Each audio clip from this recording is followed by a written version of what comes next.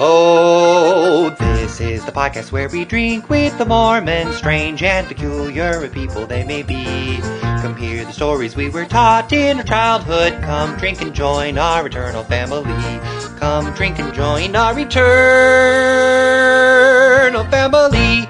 Welcome to the Drunk Mormon Podcast, the podcast where we get drunk and talk about people who never get drunk, which are Mormons. I'm David John Banks, and I was raised Mormon. And I'm not Lauren Sackwich, and I've never been Mormon. What? Change up, change up. Lauren's at Coachella when we're recording this, so we needed to bring in a sub. And that sub is Carri. Hi, I'm Carri Morin, and I have never been Mormon. Each week on this podcast, we learn a little bit more about Mormonism, but this week you get to learn. I get to learn. And Lauren gets to hear it later, I guess. Yeah, Lauren gets to learn about it secondhand through me. Mm-hmm. Lots to learn about, but you're not the only new voice in the podcast. You're about to say new face, yeah. But they can't see us. See our faces. So they don't know what we look like. Nope, and whether we did our hair today. But our guest this week is Will Thomas. Hi. Hey. Hey. What's up? Nothing. So wait, what's the podcast about today, guys? Actually, I know that. That's a trick question. Today, we're going to teach you, Carri, about how Mormons made Las Vegas. As people listening to the podcast know, whenever someone new comes on, we ask them two very important questions. One, what is your experience with Mormonism? And two, what is your experience with alcohol? Carri? Okay, so I, again, have never been Mormon, but my uncle is Mormon and has 11 children. 11? 11. I haven't met all of them, but I know most of them and spent a lot of time with a couple of them. And then I grew up right outside of Washington, D.C. and had a lot of Mormon friends. One of them being David. Me! Who I like to think I was a corrupting influence on when we were in high school after I met him. Well, I mean, in high school, I wasn't a very rebellious child. No. When I met David, he was a very, very nice, good Mormon boy. And my friend Courtney and I would drive up to his house. He lived in a basement room. We would knock on the window of his basement room scandalous. And say, David, we're kidnapping you, get in the car. At which point he would say, I have to go ask my mom. You're such a rebel. You don't want to know what I did in high school. He did not. You always asked your mom. Yeah. Well, I would tell her. Yeah. And so I've been to Mormon church. As a visitor. As a visitor. With either my cousin or my friends when they were bored and didn't want to go to church. So that's my relationship with Mormonism. My relationship with alcohol, I actually have never really been a big drinker, but I did go to bartending school. Ooh. So I know how to make some killer drinks, and I'm a lightweight. Me too. Yay! So I drink on occasion, maybe once every 3 months. I'll have like a glass of wine or 2 glasses of wine. But I do make some killer drinks, which you will find out today. We're going to put a pin in that and come back to it real soon. Yeah. Real soon. But let's learn a little bit about Will. Will, All right. do you remember the question? Yeah. So, relationship to Mormonism. Well, so I come from pioneer stock, which is something you'll hear a lot of Mormons say, especially in Utah. They'll say they come from pioneer stock. In fact, one of them we're going to talk about today. Awesome. My parents were both really active. I wouldn't say I was like super into living the church because, in high school, smoked weed a little bit and drank twice, I think, in high school. Did you sneak out? And, oh yeah. Actually, we can blame my older sister. She would sneak me out of the house when I was like 14 to go to punk rock shows in Vegas. And she was actually the hell child that put my parents through the ringer. And so since I came after her, maybe I had a little more leeway than her. I was still a fairly good kid. I mean, even before my mission, I prepared or whatever. And I went to Toronto, Canada. Oh. And I hated it. I really loved Toronto, and I really loved some of the people I met. In fact, my best friend is from there, and I'm still good friends with him today. But the whole missionary part of it, I did not. I lost years of my life, basically. Yeah. But yeah, I came back from that, and I'm just going to fast forward and speed up to... I've been for years at the point where I'm like, well, I'm Mormon. You know, I don't even care to like have my names taken off the records or anything, because I'm like, it's just who I am. It's who I was raised, and I still love studying it and the history behind it, even though it's crazy. So, to alcohol. Second question, my relationship to alcohol is, I got drunk maybe twice in high school. Then I never really drank again until like, it took years for me to get rid of the stigma behind drinking. I probably have, maybe I'd say less than 8 years under my belt, but I just do, Yeah. On that note. What are we drinking? So today I am making Pearl Harbors, mostly because David told me that he had Midori, and this is a fantastic cocktail to make if you have Midori. Midori is a melon liqueur. And it's bright green. And it is bright green. So the base components of a Pearl Harbor are vodka, Midori, and pineapple juice. Yay! That's fantastic. Easy. Super easy. Super tasty. So you start off with ice, because most cocktails you want cold, especially vodka cocktails. And then it is 1 ounce of vodka, 1 ounce of Midori, and then you do 4 ounces of pineapple juice. And I'm doing this in sessions. And that is a Pearl Harbor. Ooh. Wow. Ta-da! Awesome. These look beautiful. Let's taste them. Cheers. Oh god, I spilled. This is so good. Right? It's very like... done. It's that very good. Tropical. It's very smooth. It is very smooth. You could literally chug this, and I drank the whole thing. It's like juice. It's like it tastes like... I don't taste alcohol at all. All right, let's get drunk. Ooh, I almost swallowed an ice cube. Don't do that. So I'll massage their butt. Butt massages are great. They're really relaxing.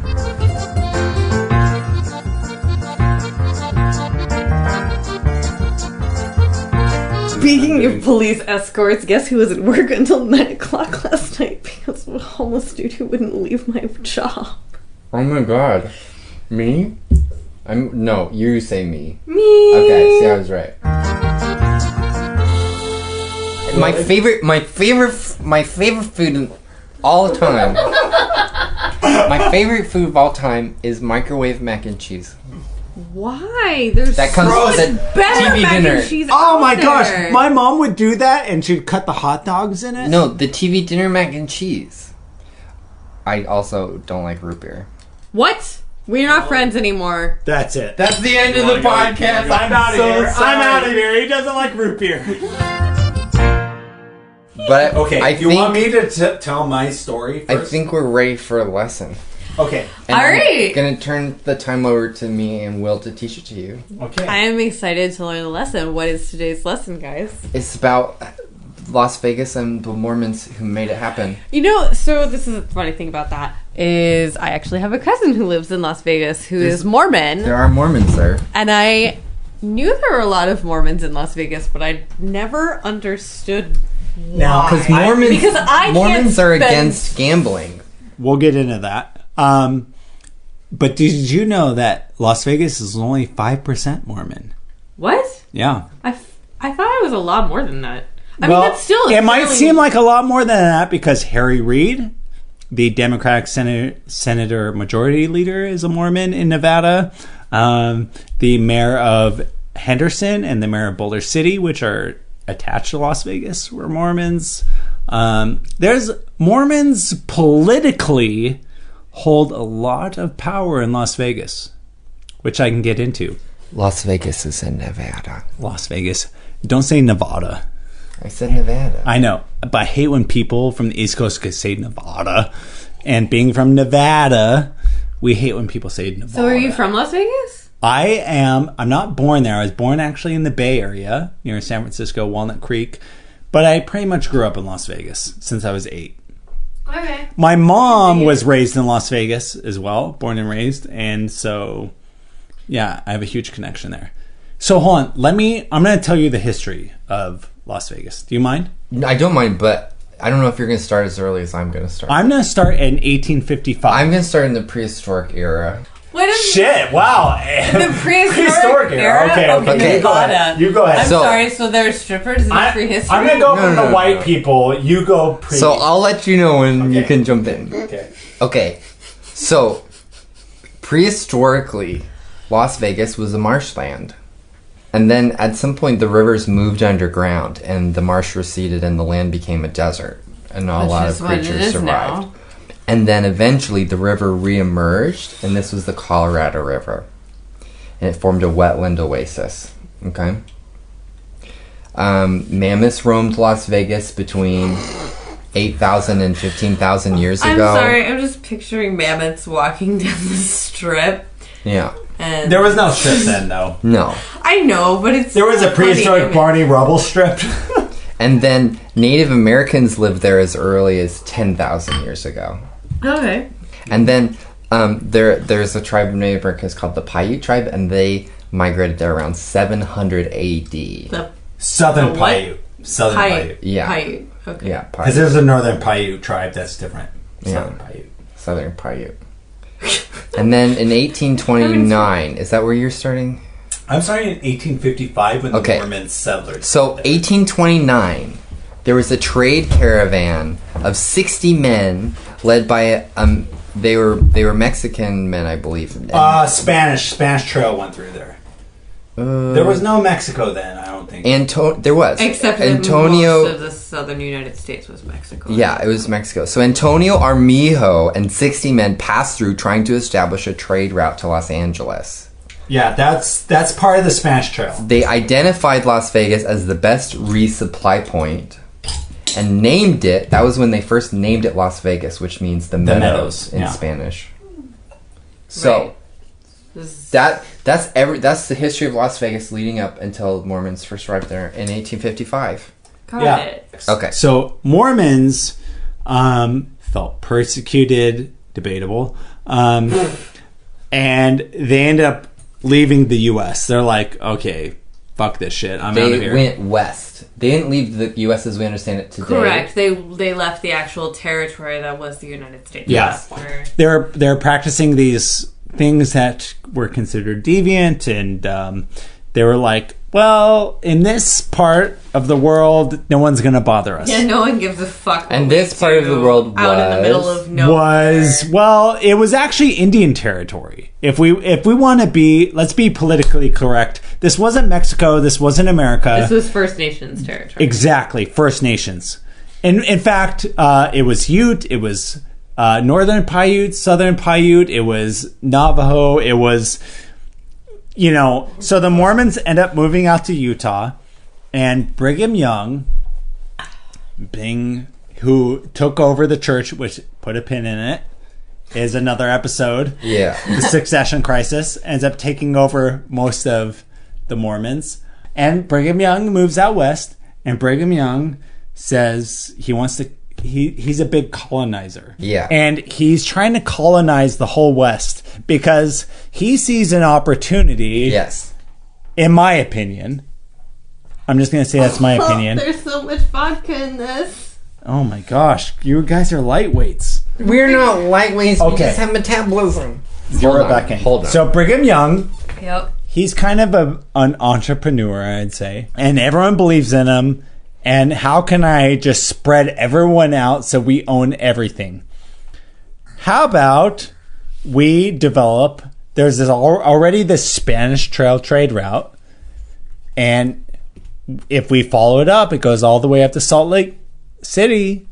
We need stops along the way. Yeah. And one stop along the way happens to be Las Vegas. Mormons settled Las Vegas in 1855. My ancestor, his name was William Bringhurst. I'm named after him. Bringhurst. Okay. Yep. I'm named after William Bringhurst, who was my mom's grandpa, who is named after this guy.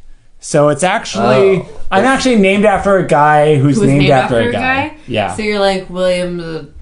I am named after William Bringhurst times 2. Oh. So a man named William Bringhurst leads a group of 29 Yes, he was Mormon the mission president. 30. Well, he was the 30th, I thought.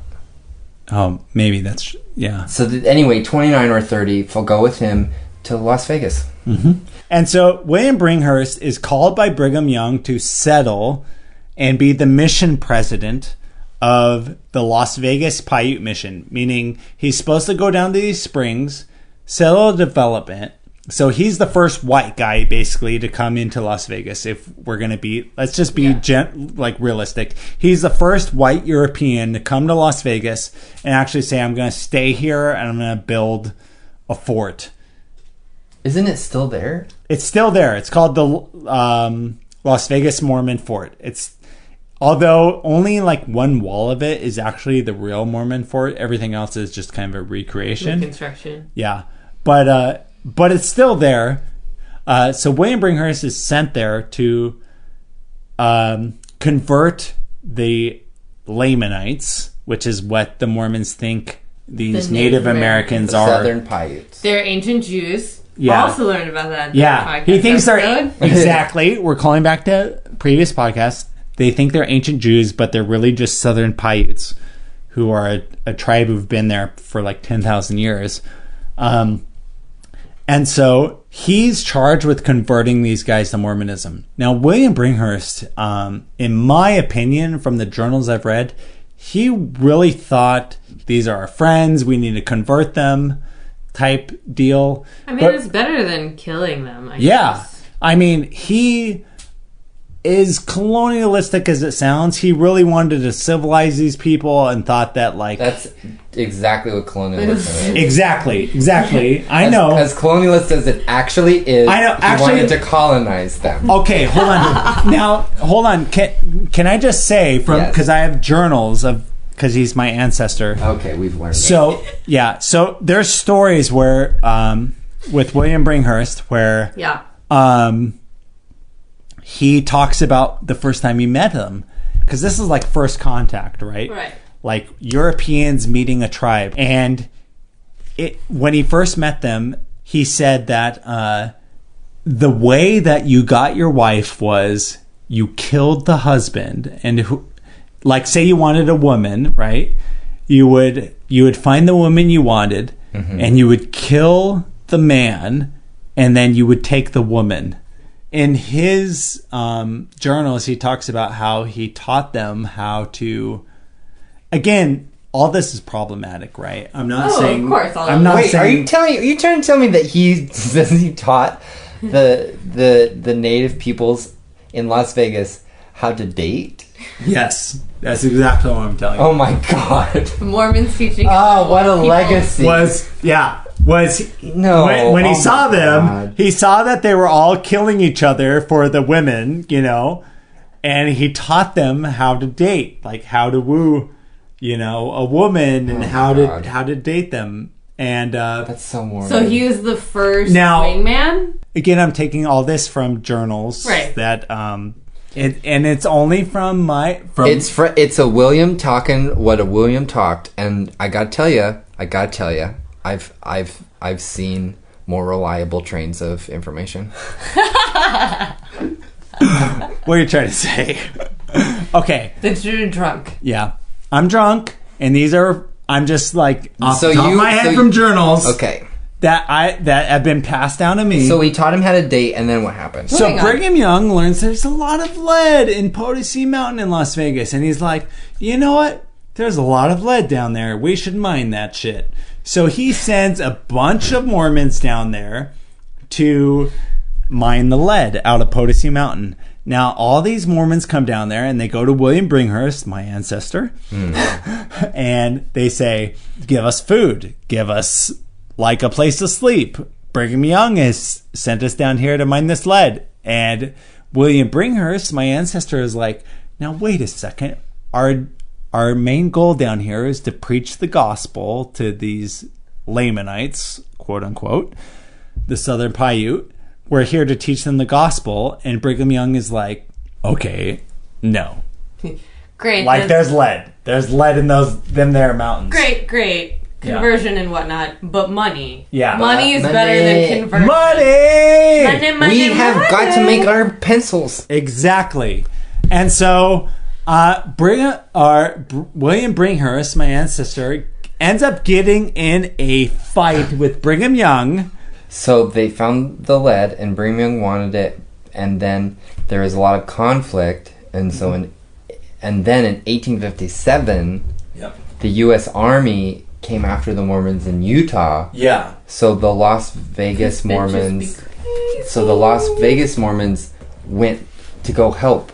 But the Mormons, they eventually all left the fort and returned home. Yeah. And So for the next little while, the area wasn't a permanent settlement for anybody. So the reason why the Mormons left. It was Yeah. ghost. Hold on, let's talk about why the Mormons Ghost left. fort.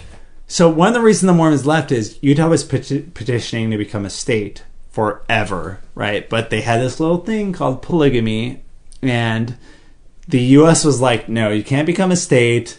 And the Civil War was over, and they were like, Nevada is going to be its own state. And so all the Mormons that were in Nevada, and even my ancestor William Bringhurst, were like, "F this, I'm out of here. If this is Gentile country, we're out of here." So they all left back up to Utah. In 1905, the railroad was completed. And the railroad, it was the Transcontinental Railroad. And it specifically, this segment of it went from Los Angeles to just north of Salt Lake City, where it connected with the railroad that was coming from the east. And so when the railroad was completed, there was a bunch of land in the Las Vegas area that was auctioned off, and that is how the city of Las Vegas initially began. It was like, okay, now this can be a city because there's infrastructure. So we fast forward to 1930. The population of Las Vegas is probably about 5,000. The Mormon population is about 400. The first Mormon chapel had been built in 1925, and Mormons were starting to sort of move over there because of business opportunities, which also would lead to political opportunities. Business opportunities regarding lead? Like no, we discussed earlier? regarding like... No, the train was there, and so like you had movement of people. Got it. Some more more business opportunities besides mining lead. Yeah. Yeah. Now, gambling had been outlawed in Nevada in 1910. Nevada was the last state to give in to this federal regulation that was sweeping the country. So they outlawed gambling in 1910. But after the stock market You're crashed. a little drunk. Okay. So the stock market crashed in 1929. Yep. And so after that, casino gambling was re-legalized in 1931. Because what else do people have to do with their lack of money than gamble it away? Right. Also, they needed economy. So, well, yeah. Then, I don't know if you've heard this guy. There's this big-time mobster whose name was Bugsy Siegel. Snoop Dogg rapped about him once. Anyway, so he built a casino called the Flamingo, and the way he did it is I've been in the Flamingo. He pushed his money through Mormon banks because there were Mormon bankers in Las Vegas, and the Mormon banks had a reputation of like legitimacy and reliability, and so he could sort of ride that reputation to get his casino, the Flamingo, built. It wasn't the first casino, but it was the first real appearance of the mob, I believe, was that one. Great. Then in the 1950s, between 1952 and 1957, Mormons and the Teamsters Union, I guess, and the Mafia built... Hold on, I wrote down a list of the casinos that they built.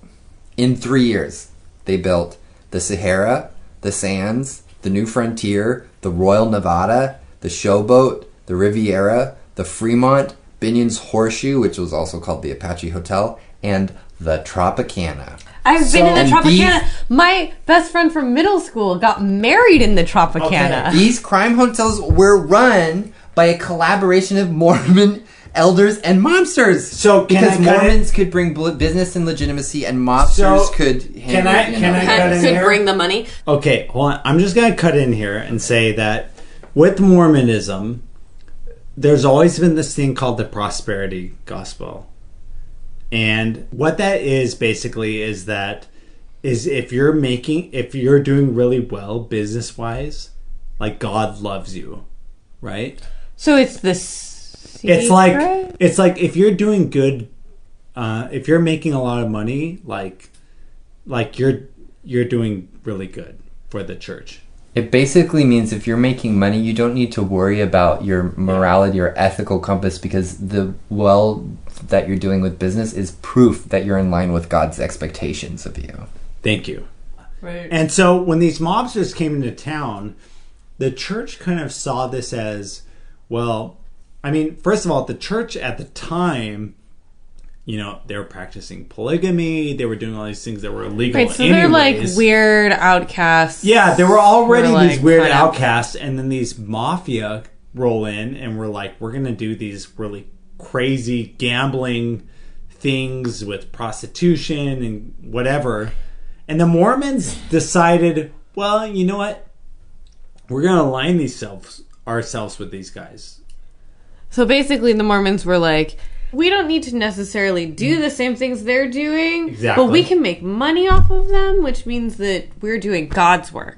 Bingo. Literally bingo. I get it, guys! So, by 1954, over 8 million people now were visiting Las Vegas annually, which would bring each year about $200 million. In 200 million in 1954. That's a shit ton of It's a money. shit ton of It's money. a lot of money, and that's a lot of tithing. So also in 1954, the Continental Bank of Salt Lake City opened the Bank of Las Vegas. Are you going into Perry Thomas? Yes. And so in 1955...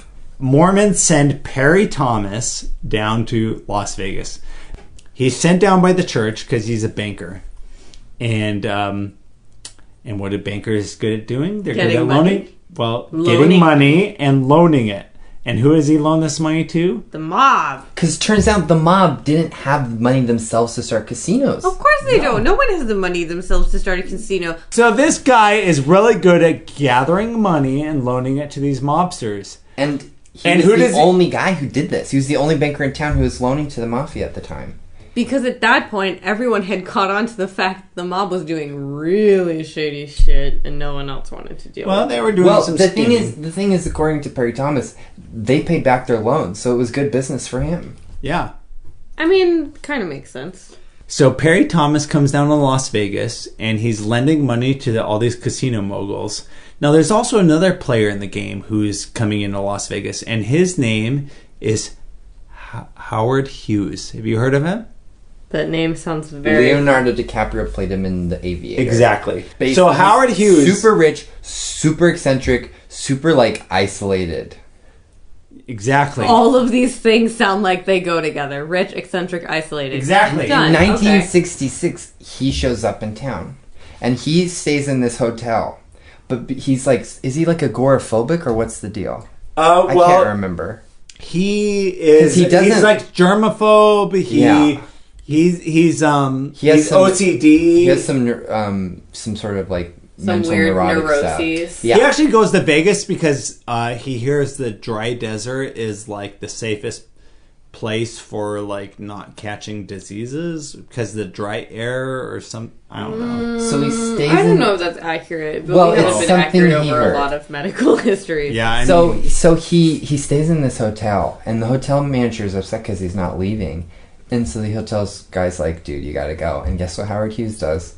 Buys the hotel? He buys the fucking hotel. Of course he does. Why wouldn't you? And then, but of course he still refuses to leave. So he hires this team of executive assistants to basically handle all his shit for him. And guess who they are? Mormons. They're all Mormons. Of course they are. Because Mormons don't drink, they don't smoke, and so they don't gamble. He trusts them all. Yeah. Well, I mean, why would Because he thinks, oh, none of these guys are going to steal all my wealth. They're not going to succumb to the city's vices. Yeah. And these guys are basically the Mormon mafia. They are. Here's the thing. People are starting to realize, okay, these mobsters are kind of making our city look bad. They're giving a, shall we say, a bad aura. And so Brother Perry Thomas is like, you know what? Here's what we're going to do. We're going to help Mr. Hughes here buy some property. And so he starts helping him buy casinos, hoping that this will drive out the mob. But here's something interesting. He actually would handle the sales himself, because if people knew it was Howard Hughes, they would like jack up the prices, because this guy's like because he's fucking super loaded. fucking rich and he can pay for whatever Yeah. the fuck he wants. So It's kind of like wedding pricing. And you know who he helped sell property to from Howard Hughes? So he helps Howard Hughes buy shit, and then he helps Howard Hughes sell the Golden Nugget Casino to a small property owner at the time, a small real estate guy named Steve Wynn. So Perry Thomas helped Howard Hughes sell a casino to Steve Wynn. Who now owns the majority of the casinos in the world. Who does he own a majority? He's a big fucking player. He's a big fucking player. He's like, He has a lot of mob he's ties, one of the dude. most high profile guys in the casino business worldwide. So, fun fact. Yeah. Well, not for him, but for us, Steve Wynn actually resigned from his position as the CEO and chairman of the company he founded, Wynn Resorts, saying that in the environment surrounding the investigation, he cannot continue to be effective due to sexual allegations. He was investigated for sexual stuff? Uh-oh. Yeah, and this just happened in February. Oh, whoa. Wow. Okay, you heard it from us last. Speaking of actual fun facts, I have two.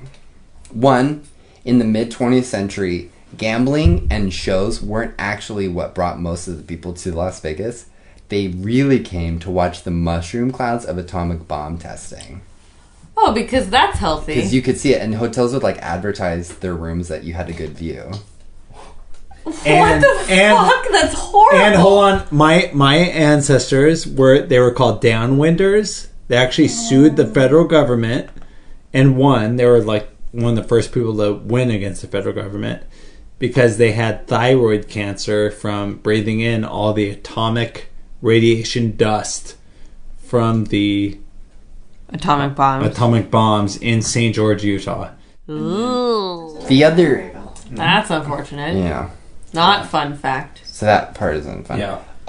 The other fun fact I have is that, so gambling is frowned upon in cultural Mormonism. Yep. But Mormons work in casinos, but the like, sort of like the urban myth is that what they're told by the church is to, quote, don't touch the dice. Like, you can work there, it's fine, just don't touch the dice. We've arrived at the best part of any Mormon lesson, which is the activity. The activity! We have an activity every episode, and this week our game is called Don't Touch the Dice. Okay. I don't think that's hard. There's no dice. Oh, look. There's Oh, like shit, 7 there's dice. dice. 8 dice?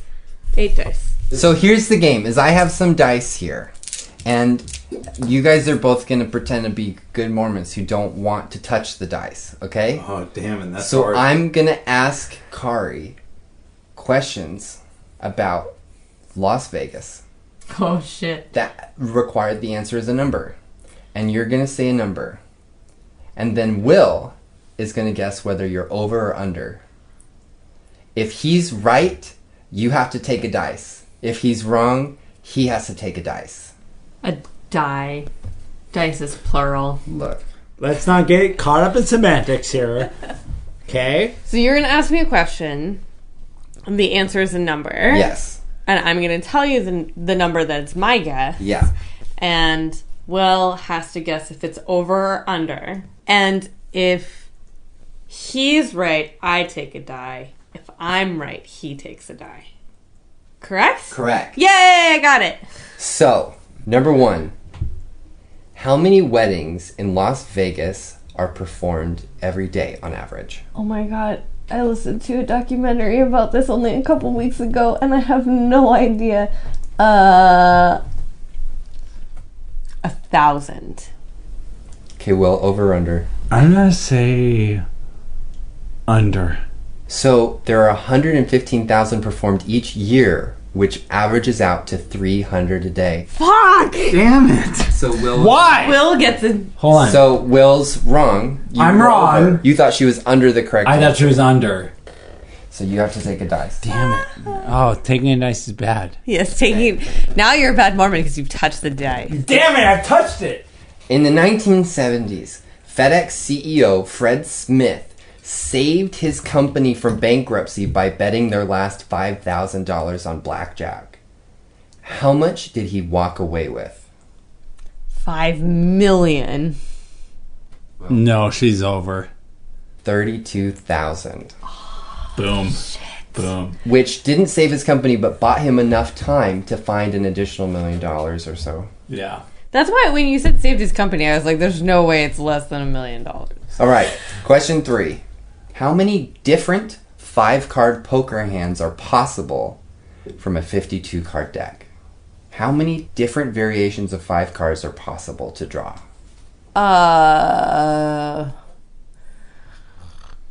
100,000. Is she over or under? She's under. The correct answer is 2,598,960 combinations of Which 5 is cards. why poker is a game of skill and not a game of chance. It's an absurd So- math question. Question 4. How many casinos are in Las Vegas today? 15. Under. 40. Damn it. Next question. What percentage of Las Vegas is currently Mormon? 5%! We talked about this earlier. I remember it. Damn it. She's right on. I said it earlier. It's true. I feel like we should give Will the dice because Carri remembered. Will should get the dice because I have 3 and I got the answer right. No, that's true. I referenced that earlier. So obscurely. I only remember it because I remember being like, that's way too small of an amount That's true. for the number of Mormons that I believe live in Vegas. Okay, question 6. Yeah. From how far away is the Luxor light beam visible from? This is the light at the top of the pyramid-shaped hotel. I know what the Luxor is. For our listeners. Oh. How far away can it be seen? Can I help her on this? Like, is there a call No, out? we're fighting. Oh, we're We're you can't at do like odds. a call. Like, I want to call a friend. I mean, No, that was the other episode. you can help me if you want me to win. 100,000 miles. That's wrong. 100 miles away. I'm gonna say from the moon. According to my source, it's 100 miles away. Bam, bitch! So that's another dice for Will. All right. Where's my die? Okay. It's a tie. Last Tiebreaker. question. Damn it. This is also from the lesson. I'm gonna remember it. 'Cause In- I'm less drunk than. In what year was casino gaming re-legalized? Oh fuck. 1929. She over or under?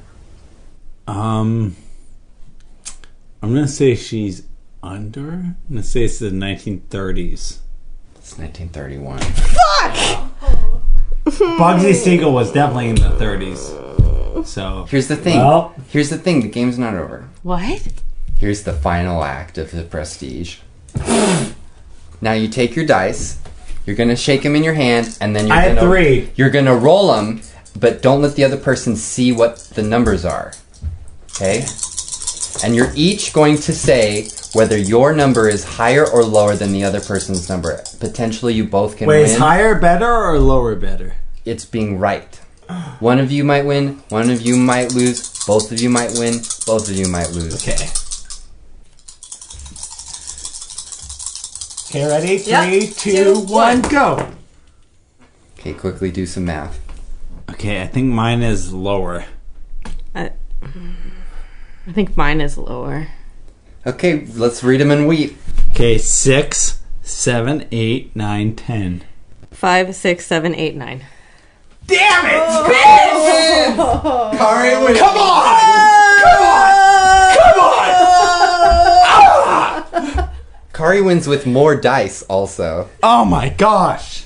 I only had 3 and she has 4 and somehow she gets lower than me. I would like to thank Will for coming on as our guest, and I'd like to thank Carri for stepping in to cover for Lauren while she's out doing really non-Mormon things in the desert. Coachella, Thank you, super Lauren, hipster. for giving up a weekend so that I could be on the podcast.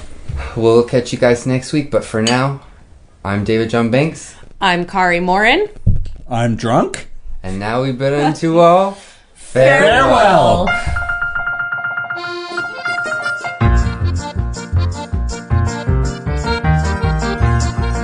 Is any of this even going to make it on the podcast?